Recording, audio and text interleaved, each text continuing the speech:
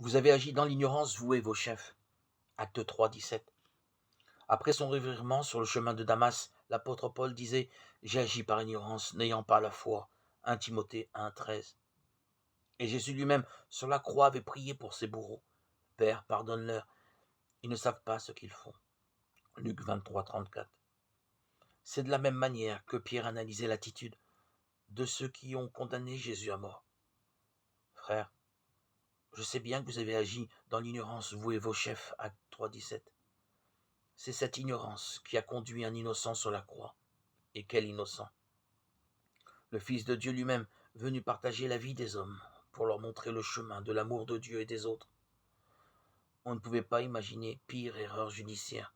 Lui, le saint et le juste, vous l'avez rejeté, vous avez demandé qu'on vous accorde la grâce d'un meurtrier. Acte 3, 14. À la lumière de Pâques et de la Pentecôte, le contraste est apparu saisissant entre cet anéantissement infligé à Jésus par les hommes et la présence de Dieu manifestée en lui par sa résurrection.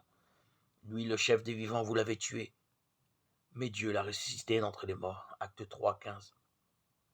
Curieusement, c'est ce contraste même qui a ouvert les yeux des disciples de Jésus, car plusieurs siècles avant notre ère, le prophète Isaïe avait annoncé que l'humanité serait sauvée par un innocent injustement persécuté et mis à mort. Jésus est bien ce serviteur annoncé par le prophète et par qui Dieu manifeste sa gloire.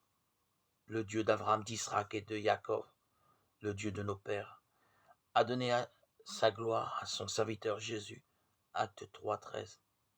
Cette gloire, c'est celle de l'amour, tout simplement.